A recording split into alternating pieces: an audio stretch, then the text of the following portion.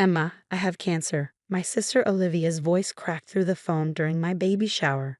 The doctors say it's serious. I need Mom here now. The cupcake I was holding fell to the floor, blue frosting splattering like tiny clouds across my kitchen tiles. My mother, who had been arranging gifts on the table, immediately grabbed her purse. "I'm so sorry, honey," she said, already heading for the door. "Olivia needs me. You understand, right?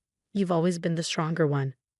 I'm Alexandra, and at 32, I was 7 months pregnant with my first child after 3 years of fertility treatments. The baby shower was supposed to be my moment, a celebration of the miracle growing inside me. Instead, I watched as every guest, led by my mother, rushed out to support my 28-year-old sister in her time of need. That was 8 months ago.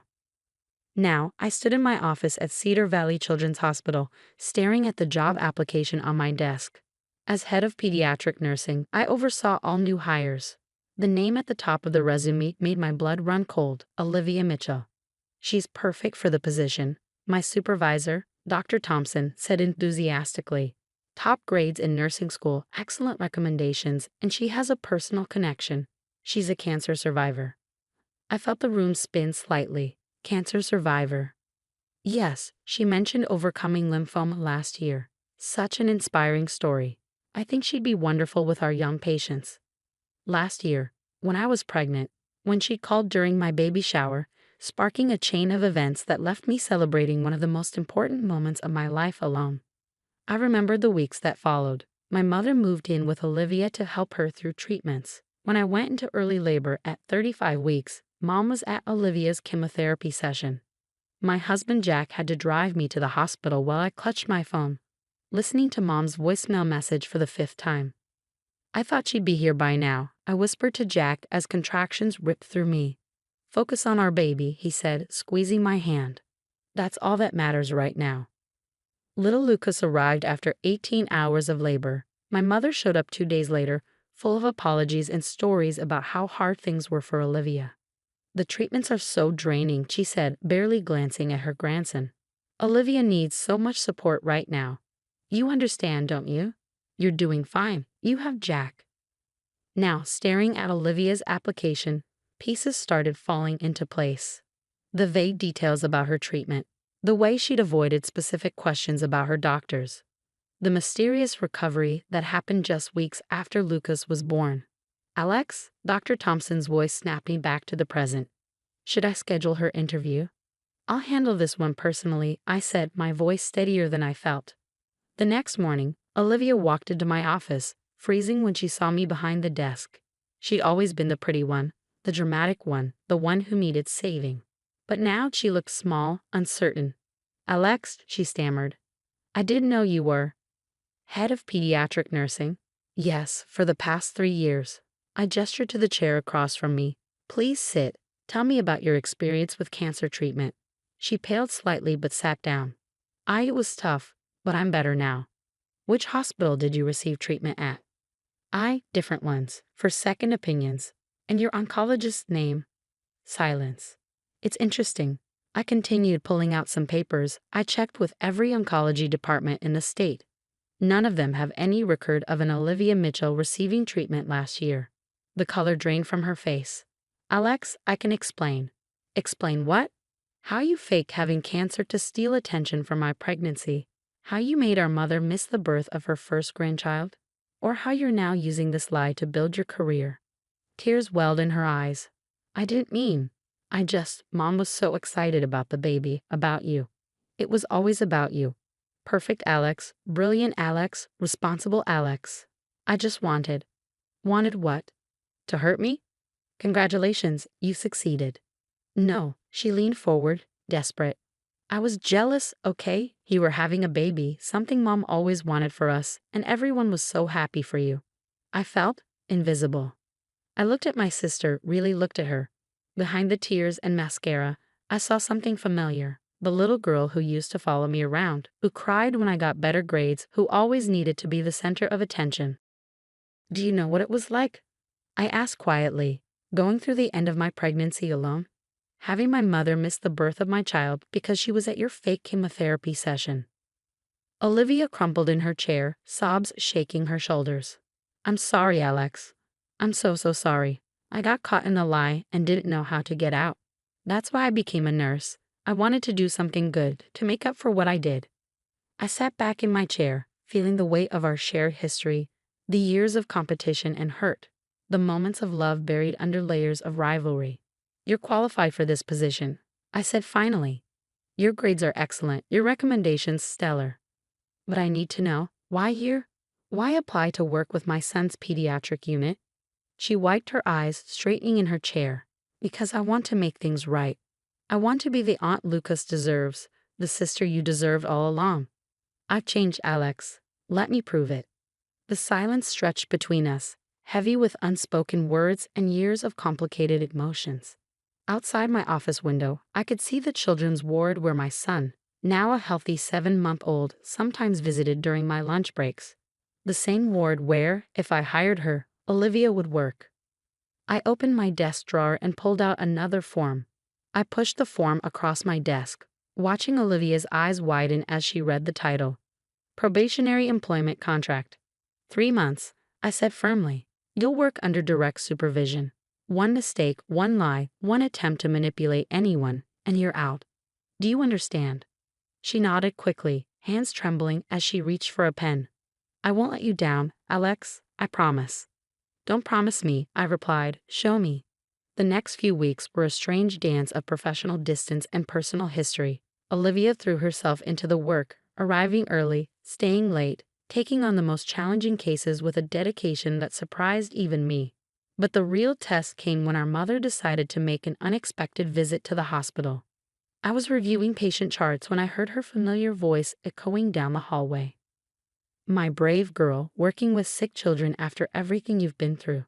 My stomach clenched. Of course, Mom still believed the cancer story.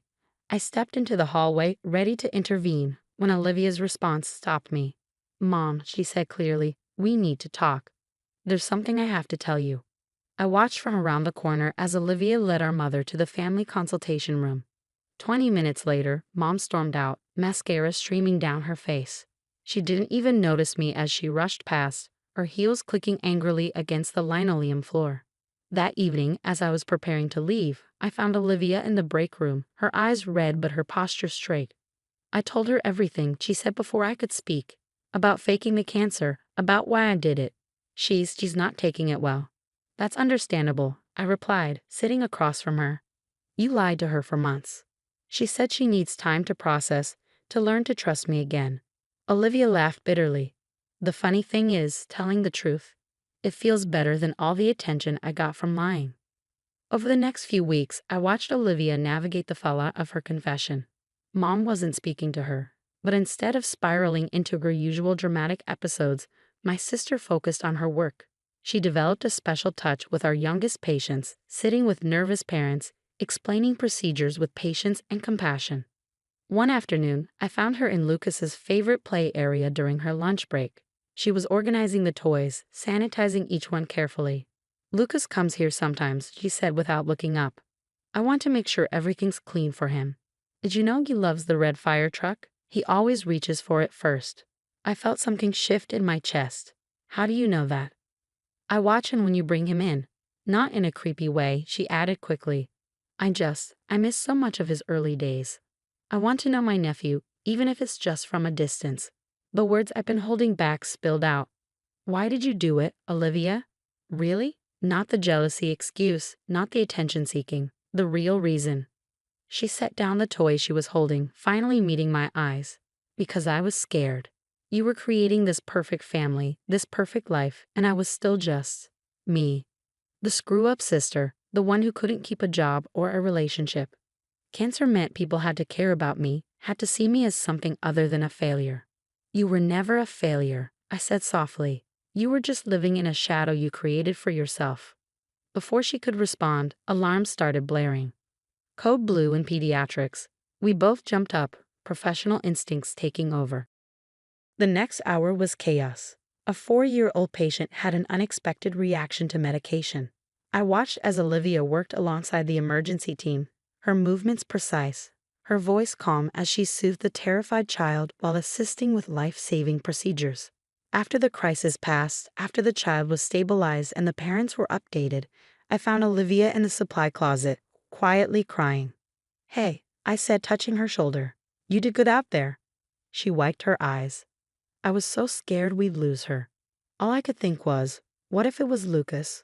What if he needed help and I wasn't good enough? But you were good enough. You proved that today. She turned to face me. I want to be good enough for him, Alex. For you. For this job. I'm tired of being the person who needs saving. I want to be the person who helps save others. Looking at her in that moment, I saw something new emerging from the ruins of our old relationship. My sister was growing up, finally facing her demons instead of creating dramatic distractions from them. That night, as I nursed Lucas before bed, I made a decision. The next morning, I called my mother. Mom, I said when she answered, I need you to come to the hospital. There's something you need to see. Is everything okay? She asked, worry creeping into her voice. Is Lucas all right? Everyone's fine. Just come at noon. And Mom, keep an open mind. When she arrived, I led her to the pediatric ward where Olivia was conducting her daily rounds. We watched through the window as my sister checked on her young patients, laughing with a little girl as she changed her bandages, high-fiving a boy who just finished his physical therapy. She did this, Mom whispered, pressing her hand against the glass. She really became a nurse. A good one, I confirmed. She's not the same person who lied to us, Mom. She's trying to be better. Mom turned to me, her eyes filling with tears. I missed so much, didn't I? Your pregnancy, Lucas's birth, all because I believed. We can't change the past, I interrupted gently, but we can choose how we move forward. Through the window, Olivia looked up and saw us. For a moment, she froze, uncertainty crossing her face. Then one of her patients called out, and she turned back to her work, proving through actions rather than words that she had changed. She told me the truth, Mom said quietly. It must have been hard for her, knowing she might lose me completely. Maybe she finally realized that real love is stronger than any lie. As we stood there watching Olivia work, I felt the last pieces of my anger begin to soften. My sister wasn't perfect. None of us were. But she was trying, really trying, to build something meaningful from the ashes of her mistakes. 1 year later, I stood in my living room watching Olivia help Lucas take his first wobbly steps. My son giggled as he stumbled forward, his tiny hands gripping his aunt's fingers for support. Mom sat on the couch, recording everything on her phone, her smile bright and genuine. Come to Grandma, sweetheart, she called, and Lucas turned, taking 3 determined steps before falling into her waiting arms. The scene was so normal, so peaceful, it was hard to believe how far we'd come. Olivia had completed her probationary period with flying colors and was now one of our most requested pediatric nurses. More importantly, she'd become the sister and aunt I'd always hoped she could be. Alex, Olivia called, breaking into my thoughts. Look what I found while organizing my apartment.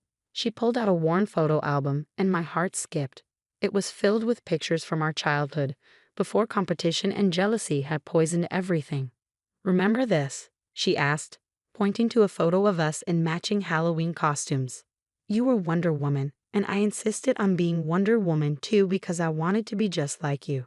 You threw a fit when Mom suggested you be Batgirl, I recalled, smiling at the memory. I always wanted to be like you, Olivia said softly. I just went about it the wrong way. Mom joined us, peering over our shoulders at the photos. My girls, she murmured, wrapping an arm around each of us. I'm so sorry I ever made you feel like you had to compete for my love. The doorbell rang, interrupting our moment. It was Sarah, one of our younger patients' mothers, coming to drop off a thank you card. Her daughter Emma had been released from the hospital last week after a long battle with pneumonia. Nurse Olivia, Sarah exclaimed, spotting my sister. Emma's been asking about you. The way you helped her through those breathing treatments, I've never seen anyone connect with her like that. Olivia blushed, accepting the card. Emma did all the hard work. I just helped her find her brave moments. After Sarah left, I noticed Mom watching Olivia with tears in her eyes. What? Olivia asked, self-conscious under our mother's gaze. I just realized something, Mom said. You didn't need to fake an illness to be special, sweetheart. You already have this gift inside you. That evening, as we sat around my dining table sharing dinner, Lucas babbling happily in his high chair, I thought about the journey that had brought us here. The baby shower that had emptied out, the lonely pregnancy, the birth without my mother. all painful memories, but no longer defining ones. I have something to tell you both, Olivia announced, setting down her fork. I've been accepted into the pediatric oncology training program. Mom gasped, and I felt my chest tighten. Oncology, the very specialty she had pretended to need as a patient. I know what you're thinking, she continued quickly, but that's exactly why I chose it. I want to help real cancer patients, real families going through what I pretended to experience. I want to turn that lie into something truthful and healing. I reached across the table and squeezed her hand. You'll be amazing at it. You really think so? She asked, vulnerability creeping into her voice. I know so. I've seen how you are with our patients, how you connect with them and their families. This isn't about attention anymore. It's about making a difference. Mom stood up and walked around the table, pulling Olivia into a tight hug. I'm so proud of who you're becoming, she whispered. Later that night, after Mom had gone home and Lucas was asleep, Olivia helped me clean up the kitchen. You know, she said, drying a plate, I never properly thanked you. For what? For giving me a chance when I didn't deserve one. For seeing something in me worth saving. I put down the dish I was washing and turned to face her. You saved yourself, Olivia. All I did was give you the opportunity to prove you could. She smiled, but her eyes were serious. I think about it sometimes, what would have happened if you'd thrown my application away that day. I would have deserved it. Maybe, I agreed, but then we wouldn't be here, would we? Sometimes the hardest person to forgive is yourself. Olivia nodded, wiping a tear from her cheek. Lucas is lucky to have you as his mom. I hope someday I can be half the mother you are. You will be, I said confidently, when the time is right, and your children will have the best aunt in the world. The baby monitor crackled with Lucas's soft fussing. Before I could move, Olivia was already heading toward the stairs. I'll check on him, she said. You finish the dishes. I watched her go, remembering the sister who had once been so desperate for attention that she fabricated a life-threatening illness. Now she moved with quiet confidence, secure in who she was and what she could offer.